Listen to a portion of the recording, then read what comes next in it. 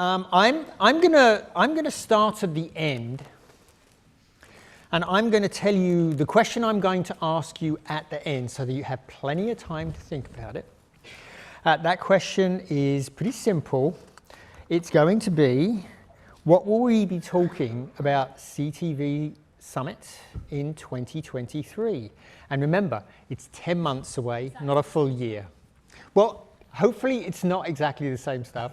And I'm going to say no repeats. So whoever goes first, you have an advantage. Okay? Right, so let's get going. I'd like each of you to briefly introduce yourself and then answer this question: how connected TV contributes to total TV audience reach. There's been a lot of discussion about that, and I'm sure the audience would appreciate your opinions on that. So why don't we start first with JDev, all the way down there on the end. Hi. Right, just a bit of a disclaimer. I'm carrying a bit of a cough, so if I do cough or get a bit fidgety, I promise it's not because the audience are on board. I drew the short straw. I might cough when these guys start talking, because I might just get bored. Okay, so I'm JDev. I look after the demand at Publica across EMEA, for CTV and OTT. And, sorry, what was the question again? How it contributes to total TV reach, right. CTV. Right, I've got 2 minutes to answer this. The subject of our conference. Okay. in 30 seconds. Right, I think there's loads of different ways, but to put it into perspective, let's not take our eye off the ball. CTV is TV, in that the medium is TV, and the audience are doing exactly the same thing they always have been, just watching a TV screen. It's just that the internet has enabled them to do so much more with the TV now. It's kind of like a mobile phone on steroids, right? So you've got apps and all these other channels that you can access. So it's just a case of advertisers now having to adjust and adapt their planning and buying methods to reach these audiences. But it's pretty much TV still, and the audiences are still there. Okay, Katie? Yeah, so I'm Katie Copeland. I head up ad sales at Warner Brothers Discovery, Legacy Discovery. So connected TV is now pretty much sort of fundamental to the delivery of most forms of video content on large screen in the home. But the problem with it obviously is a lot to do with measurement at the moment. So we know that it does contribute to the total reach of television. We just don't quite know how much. And that's the fundamental question that we all want answered, right? Is, especially from an advertiser perspective, you're no longer able to quite deliver the reach and frequency that you did with your, campaigns that are planned against demo, and you know that they're viewing on the screen somewhere else, but you just can't add that reach in another way yet. And that's where we need to get to. Yeah. It's a bit more complex than that, but yeah. It's exciting times for you, because you're just about to unify two completely different data sets, which hopefully will give you, well, I assume you're going to unify them, if I believe what your CEO is saying. That should give you a pretty interesting view. One data set, I suppose HBO Max is probably a more premium approach, whereas Discovery is more of a straight TV approach. I wonder if that's going to give you any additional insights. I think it's really interesting, actually, because so Discovery Plus, we launched an ad-supported tier in the UK in the middle of March. And what we sort of talk about as Discovery is that we're real-world content that often is focused around people's genuine real-life passions. And so actually, when it comes to contextual or behavioural advertisers, that's a really powerful environment to be in. So we feel like, actually, for certain advertisers, we're probably the most premium environment you could be in. And also, often with our content, it's something that someone's actually really leaned into and selected that in a way that, kind of everyone watches Game of Thrones and everyone watches some of those big shows, but people who are watching some of our content, it's a very active kind of lean-in choice. So, I think that, yes, there will be two different data sets coming together. Who knows how quickly or in what way, and I'm looking forward to being part of that ride. Yeah. Yeah, well, we're looking, I tell you, as an analyst, I'm looking forward to writing about it. I've got a feeling of, and by the way, not everybody watches Game of Thrones. No. In fact, I haven't either, but yeah, lots of people have. Paul. Hi. My name's Paul Gubbins. I am the VP of CTV strategy for a global CTV ad server called Publica. I know it's lots of words, but effectively what we do is help streaming publishers and smart TV manufacturers create Linea-like TV ad breaks so they can attract more advertiser demand, but more importantly, ensure that those ad breaks aren't showing the same ads back to back. I think we've discussed this already today, how some ad pods are quite clunky in the evolving CTV ecosystem, and that's what we look to try and help those streaming publishers resolve. To answer your question around measurement, it's a difficult subject to address. Isn't it just? I think I heard somebody else mention this point on another panel, but I think the evolution of data and technology in TV advertising has enabled brands to move away from that one to many that traditional linear TV advertising platforms have offered to the buyer side to one to few. And I think that's where we are. At the moment, it's increasingly difficult for an advertiser to get one overarching holistic view of all of their TV ad buys. Yes, you can measure within Linea and the growing BVOD ecosystem, but we have to be aware there are other environments that exist outside of the broadcaster's ownership in the UK. Many of them have attended this event today and yesterday, and by that I mean the growing AVOD and FAST apps, and we still can't really measure holistically across everything, and I think that's where we need to get to, but we're not there yet. But there's lots of cool innovation and great development from the likes of C-Flight that you were just discussing up here previously, and also Project Origin to try and help advertisers figure out incremental reach, attribution and frequency management when they plan and buy in TV environments. Very good. Chris, last but definitely not least. Yeah, hi, I'm Chris Edwards. I'm the commercial lead at Racket and Advertising, responsible for the media platforms such as Racket and TV. So to answer the question that hasn't been covered already, from a content perspective, I'm going to talk about the consumers.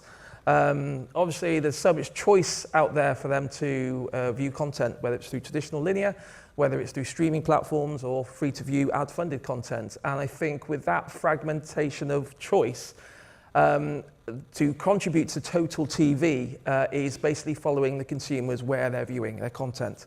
So whilst many will say that traditional linear is declining because of the variety of choice available out there, we know that the connected TV, VOD or FAST channels are certainly contributing to that incremental reach.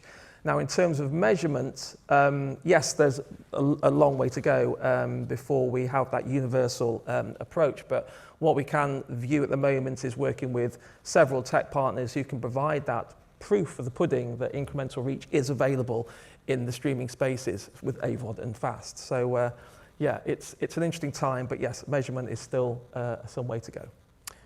Well, all of you have already raised several big issues. Why don't we stay, I think maybe I want to reach to something you said, Paul, and you mentioned about the experience ad duplication, particularly in ad slots, is a big problem in AVOD.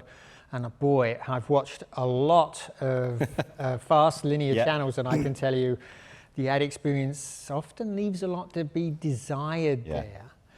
Talk about some of the challenges with that and how on earth we go about solving these issues. I think it's a technology issue, in all honesty. Lots of either broadcasters, AVOD services, fast services are using tech that hasn't really been built from the ground up around streaming. Without getting too into the technical weeds, lots of AVOD and fast services are now relying on programmatic technology to help them monetize their ad breaks.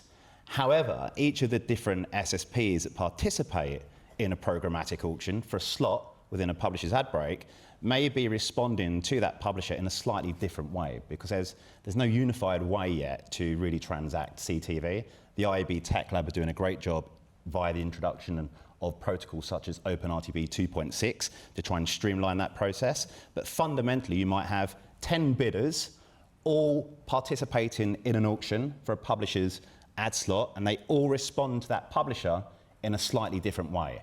So sometimes the IAB category may not be included. The A domain, i.e. who the advertiser is, may not be included.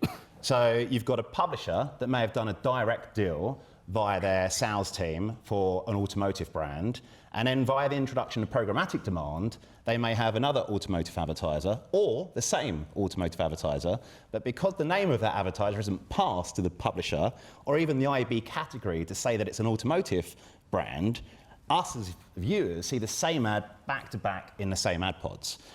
So to answer your question, it's a technology issue. Yep. Ad servers such as Publica, where I work, and others have been built to address this problem. But you're absolutely right.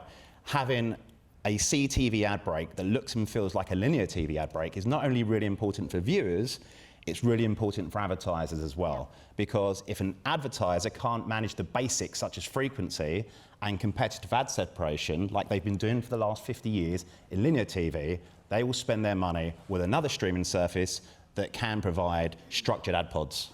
Yeah, yeah. Katie? Well, I was just going to say, I think this is what's really interesting around, the way that we've done it on Linea for the last how many years is best practice. That is what we should be replicating, and that's what we all need to kind of work together to do. But also, I think what people don't understand is it's really difficult to run a streaming product. It's really hard. You're trying to integrate lots of different proprietary and third-party pieces of technology that don't all speak to each other properly, and not everyone's thought of every part of the process, especially when you are approaching it from a broadcaster's perspective. So, we're very much at that stage where we're all sort of learning and developing, and unfortunately, some of the viewers aren't therefore receiving the best service, but people are trying. Yeah, I'm even finding situations where the ads don't come at what I would consider to be a convenient time. Yeah. Yeah. Maybe I'm being kind there. What's going on there? Why is that happening? That's because the marker,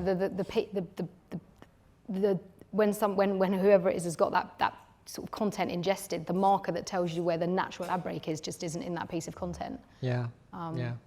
Yeah. So that doesn't help. So I think I actually think that the experience problems that we're seeing is actually pretty closely related to the measurement problems as well, right? These disconnected systems. Are we just really getting used to the fact that there's not going to be a single voice of truth anymore? Is that there's just not going to be a Barb that says, this is what it is, this is how you did? Is that what we're getting used to, Chris? No, I think there will be a point where there'll be a independent universal measurement tool. I mean, it's going to be championed by someone. And I think it will happen. So when you say what we're going to be talking about 12 months' time, I think we'll be very much on track. 10 months' time.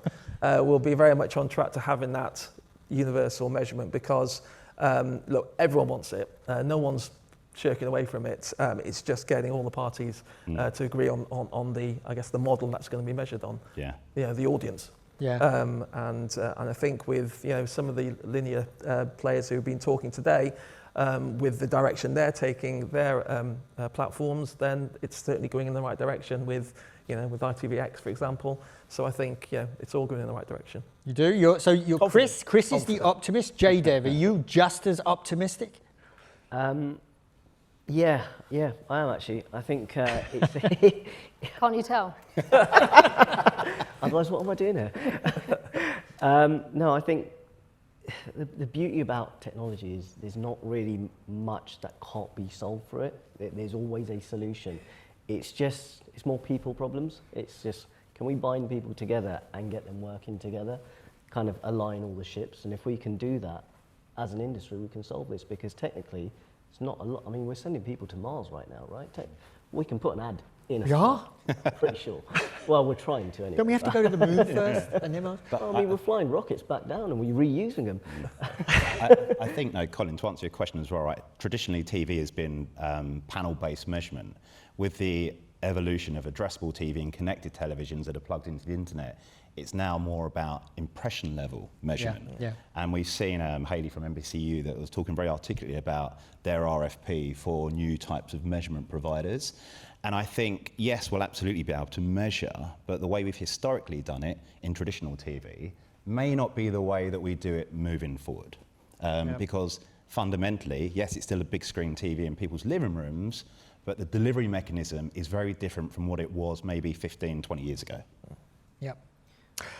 Okay, so aside from making measurements a little bit more transparent How can we make it easy for media buyers to engage their audiences in premium streaming to CTV? Dev, why don't you take a shot at this one first? Well, I mean, there's a few ways, right? I mean, you can just see there's loads of creative ways you can do it. The best example is probably the NFL and QR code flashing around your screen, although may not necessarily, you can probably do that in linear terms as well.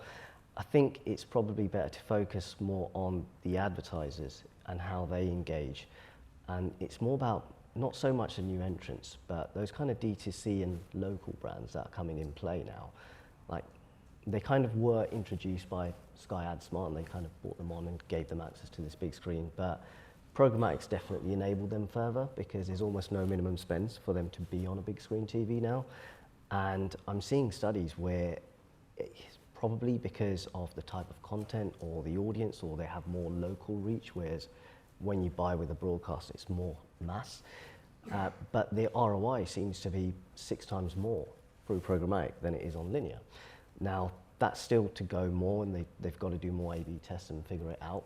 But the signs are definitely positive, and I feel like they are kind of like the key advertisers that CTV has enabled further, and they've grown them out.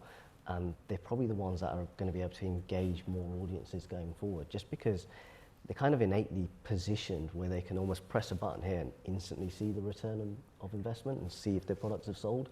Whereas for larger brands, it's a bit more difficult, and they've got to do more econometric modeling, and they're always got other ads, and so it's kind of like which one actually bought in performance for them. Whereas the other guys, the D2C brands, they're a bit more aligned, and they can see almost instantly.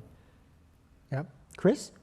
I mean, to reiterate Jada's point, I think with engagement, I mean, Rakuten operates in both the performance pool and the branding pool, and we've always tried to sort of connect the dots, and that engagement in content, whether it's through QR coding and shoppable ads, is certainly something we've developed, and I think that is the first step into, you know, what the programmatic world can deliver.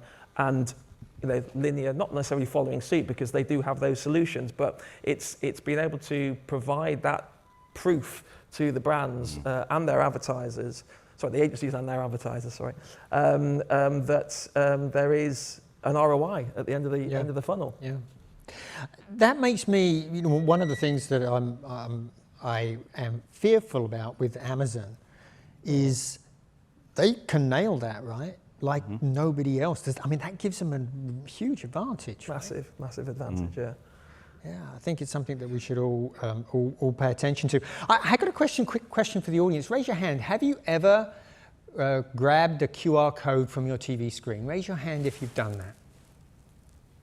So I see, that's about 25%, would you say? Yeah, something like that, maybe. I'd say that was optimistic. Was I being generous? For the people that are watching this at home. I mean, I'm not sure that I've seen it that massively on TV yet. I think it will come. Yeah, it will come a bit more. Occasionally, yeah, I see it occasionally. And we were saying, you know, on a format more like a pause ad, you can see it working. We use it a lot in the US in that sense. So that's when someone obviously pauses something they're watching and they go away. You know, having a static QR code is easier to catch, right, than someone having to then rewind it, pause it themselves, mess around with it. So probably it works better in some formats than others. Yeah, I still find it very clumsy to, you know, if I get my phone up and I have to get out my seat. I hate that. You can zoom in, you know. Yeah. Your camera can zoom. But then maybe if I had a decent phone, I could do that. I'm still using a Pixel 3. Katie, let's stay with you. How do we build scale for connected TV audiences? You're right at the sort of forefront of that, combining audiences now. How do we build scale? I mean, the reality is when it comes to proper targeting, the only people who have scale are people like Google and Facebook, and that's why we need to get to a more unified way of allowing advertisers to buy all CTV inventory, because genuinely, unless you are a very specific advertiser, the way that you would access the different pools of connected TV inventory at the moment, you can't build scale, you know. So, you know, we have got to collaborate more, and And as I say, if you are a big brand advertiser, you will be using this as a reach extension, not that sort of high targeting. It's all about, and that again comes back to that centralized measurement and being able to buy from one point or in the same way across all these different sources. It seems to me that this is like one of the most important topics that we can talk about, Yeah. because when I look at the numbers, it is horrifying how big Google, YouTube, and Amazon share of the advertising pie is today. I mean, you saw the growth that I showed in the graphs at the beginning. We're seeing huge growth, but if it's all gobbled up by Amazon and Google, YouTube, that's not going to do anybody in this room any good, is it? No. So this seems like a really defining issue. Anybody else want to weigh in on how we build this scale? Well, I mean, like Katie said, I think the collaboration is key, but also bringing together content that can't be accessed elsewhere. I mean, Katie's got a great stack of original content, exclusive content, as has Rakuten. So I think with consumers looking for content they can't access elsewhere, we'll always have that demand. We'll always have that that popularity to be able to find something that they can't reach elsewhere. Yeah. I think it also comes down to discoverability. Smart TV manufacturers are increasingly becoming advertising businesses themselves. So it's in their vested interest to put those free AVOD or low cost or fast services front and center when their viewers turn on those devices. So I liken the CTV streaming app space to probably where the mobile app space was 12 years ago. The app stores hadn't been fully productized, they weren't very intuitive, and many people still struggle to navigate the menus on their connected TVs to go and find the AVOD apps. But again, as those AVOD apps become front and center on the televisions, the search and discoverability functions become much better, increasing amounts of time will be spent within them, and that's when we get inventory liquidity, and that's when we start to get to a particular point around scale when it becomes really, really attractive for those big linear-like advertisers to transition from maybe traditional environments into the addressable environments that we're seeing launch increasingly in Europe from the US. Yeah, funnily enough though, when I check the platforms, when I do searches, the virtual linears, the fast linears are not showing up in those searches yet. Where they are showing up, and unfortunately they tend to be promoting their own services, is in those the hero bar at the top, which are basically advertising. Yeah. And they're pushing their own services. So I'm a little bit concerned about that. So on that point, I'm not here representing Samsung, but they do make pretty decent TVs. But on my Samsung TV the other night, I was just browsing and I didn't know what to watch, and I kind of have two options. I can pull up the TV guide, which will have all the linear TV channels and the Freeview channels, and it's quite text heavy, or the Samsung's guide. And they basically had these nice pictures of Peaky Blinders and Lincoln Lawyer, and then Pulp Fiction movie was up there. And I just clicked on the Pulp Fiction movie because I hadn't seen it for a while, and I was directed into the UK TV player app, watched 2 ads, and then watched the movie. I had no idea I had the UK TV player app on my TV. Zero idea. I didn't even know that it existed and it showed that movie. So the discoverability there that I found was genuinely a good experience. And it was almost YouTube-esque, whereas I think the more I use it, the more it'll figure out what content, and it will bring it in from everywhere. It'll bring it in from Netflix and Disney and Rakuten, and Rakuten have got, you can slip me a tenner later, but Rakuten have got like kind of Netflix-esque documentaries, especially when it comes to the Barcelona documentaries, and then you can probably get some Discovery stuff in there coming through. So I think the TVs are definitely working their way, and then it will just be down to the audience. It's what content does that individual like, as opposed to which way they tend to go and which way the algorithms on the TV fit. So it'd probably be a more democratized landscape. At least for now, it sounds, I agree with you. You gave a great example there of how easy the entry can be made by the platform if it advertises your content. And that's the big if, right? If it's your content and your service that they happen to be promoting.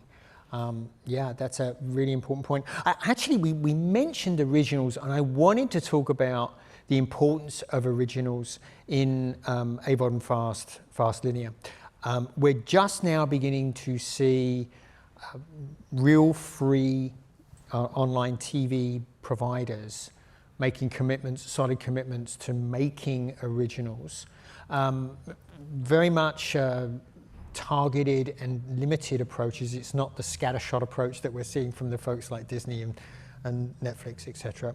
I'm just wondering what you think the impact of those originals will have on the growth of our business, and if it's one of these virtuous cycles where it will, cause more money to flow in, and we'll see better quality, and if we're going to see that. Who'd like to kick off with that? The impact of originals, Chris? Well, I mean, I'll certainly start because we have Rakuten TV has a roster of original content. Rakuten is firmly footed in the world of sport, so we've previously sponsored the likes of Barcelona FC, the NBA team Golden State Warriors. So we have a firm heritage in sport, and so that leads our sort of legacy production of original content around the world of sport, factual sport documentaries. And that's certainly been in demand. And I think, what I alluded to earlier was that type of content which, isn't duplicated elsewhere. So it's original, it's unique, and it's a source of entertainment. So that's one area of originals that we've certainly invested in heavily, and that will continue. But then on the back of that, there's also curated factual content that we work with our publisher partners to live within that same ecosystem, because whilst you can come onto Rakuten to watch any Hollywood movie, but then you can also stream and access, whether on demand or in a fast version, anything from The Guardian through to the original sport documentaries. Very good. And Discovery's made a big commitment to originals for the streaming platforms. I don't think you've made any outside of the paywall though, right? No, we do. We've got 6 free-to-air channels in the UK actually, and we have about, I think, it's not huge, but we have a decent local commissioning budget for those free-to-airs. But it's interesting, isn't it?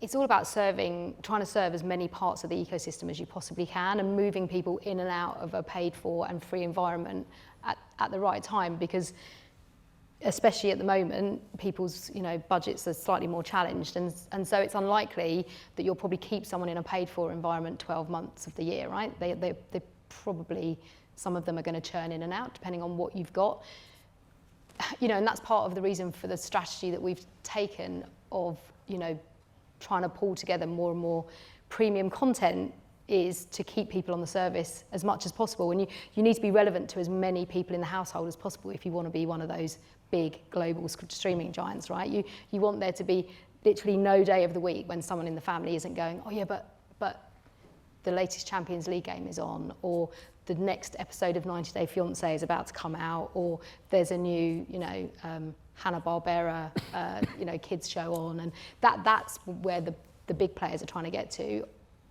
How that works out for everyone else is what's going to be. It's going to be interesting, isn't it? The role for local players, and also the free and fast, where it's you kind of there's more ability to mix existing content, and how you create it is probably going to be more important.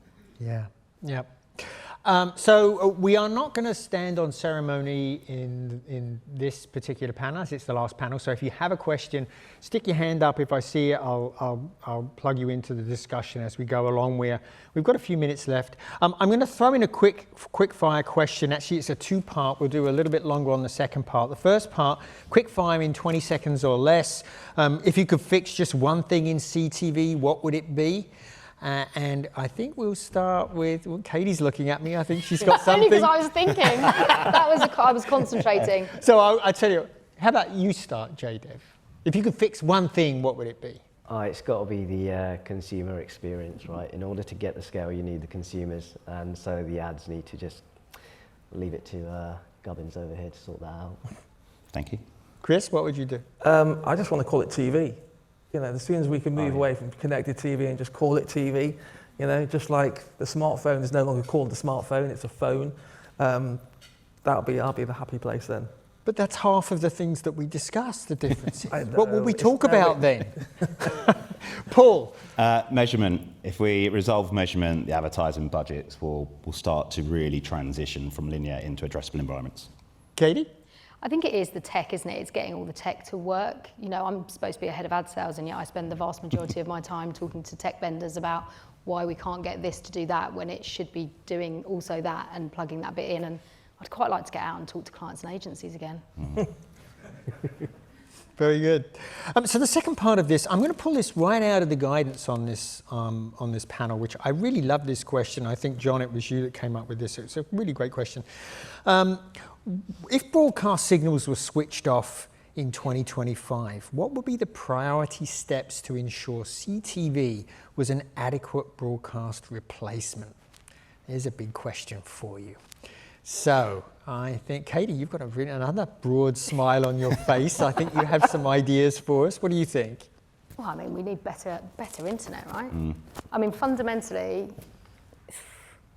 at the moment, I mean, they're a very, very valuable partner of ours, and the amount of development that Sky are doing is impressive, and we're fully, on board with that. And Glass is fantastic as an experience as a consumer, but it is like the delay for when you might see a live goal versus your next door neighbour is at the moment too significant. The infrastructure needs sorting out first.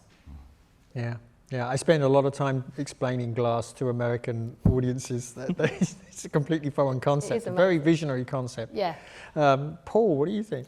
I think we'd have to deploy a concept called server-side ad insertion. It exists today. It's the piece of tech that fundamentally enables a streaming broadcaster to deliver content in a seamless way with ads. It's not really adopted at scale yet, but if we were to switch off the linear feed and advertisers were forced into addressable TV environments, without the scaled adoption of server-side ad insertion, the ad breaks would still be really, really clunky. So I think, again, we need to fix the tech infrastructure to create linear-like TV ad breaks. It's funny you should mention that. I was having a beer with a friend of mine a couple of days ago, and he told me about his experience using an older Roku. And I won't name the service, but he was watching a very popular show on this service with ads. And he talked about horrific delays, spinning wheels for the... I was absolutely stunned that this particular provider, a major provider, wasn't using server-side ad insertion, it was using client-side. Yeah. But at the moment, it brings its own challenges, right? Because when you're trying to do proper, programmatic, it does have its own challenges. Yeah. Chris, what do you think? Yeah, I mean, I think most of it's been said, but I would say internet speed is crucial. I mean, I live outside of London, and I experience the spinning wheels even on my own TV. So, I think that's imperative. Yeah. J-Dev, anything to toss into the equation? They've taken all of them, haven't they? I think that the running theme here just seems to be the consumer experience right now. So it's the internet's got to be faster, and the ad insertion's got to be better. So to add to that, because we are talking about ads here, it's probably to make it more addressable somehow and make the quality of ads that they see. So you've got to think of GDPR compliancy, and you've also got to think of the signals that we get and the data that we collect to make those ads relevant to that user. It makes it a better experience if you have an ad that's relevant to you. So figuring out how we can take those data signals somehow across everyone, not just one or two fast channels, and feed that in where everyone's kind of following the same rules and playing by the same book, that will just make the experience much better. So one of the things that we talked about, there was a brilliant presentation this morning which really emphasized how many CTV platforms there are out there. I can tell you that it's having a huge impact. Katie knows this because she's in the business of producing apps. It's having a huge impact on service providers because you have to maintain so many apps. What sort of impact is that having on the advertising economy? Is it causing lots of problems too? No? Well, yeah, because it means, each time you're building an app which is slightly different, so your tech doesn't always work the same way as it does on every other. So that's the issue, yeah. Yeah. What about licensing content to different platforms? So, they all want they all want cuts of your ads, they all want some of your content in their ad-supported services. That must complicate the issue as well, right? Or not? I I mean, as a, you know, we are fundamentally, or come from in our DNA, is that we're a pay TV company, which means we are used to working with lots of different distributors in lots of different ways. This is just kind of the new world version of that. But yeah, it does make life more interesting, and you do have to kind of really think through what you're doing with all of those different people to make sure that you're delivering the best thing for your brands, because actually fundamentally, you know, we have really important brands that we don't want people to forget about. They're channel brands and they're program brands, and you still want people to know that they've come from you. So it's working with your partners to make sure that everyone's getting value from that. The consumer, the platform that you're distributing your content on, and then the person who's actually paying for that content to be produced. I don't know if that answered the question, but it was good. It was good.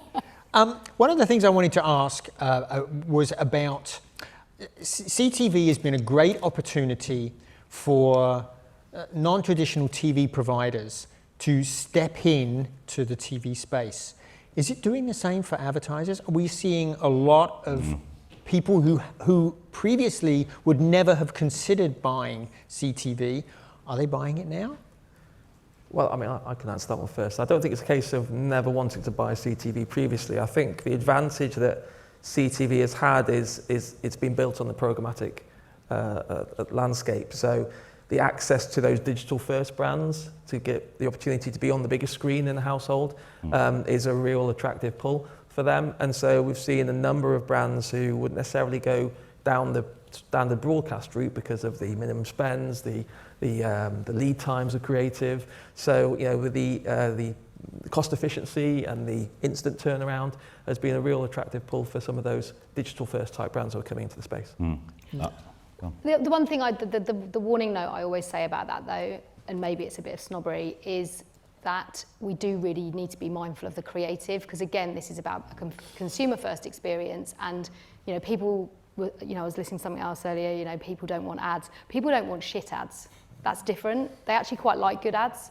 So, you know, I think we just need to be a bit mindful around how, and, you know, Sky set up a creative lab when they set up AdSmart to enable, you know, there's ways of doing it. I'm not suggesting that you have to spend, you know, 10 million quid on a Guinness ad, but you do need to really think about what's going to work on a big screen environment, in the kind of really broadcast quality content that you're going to be in. You do need to think about the quality of the ad.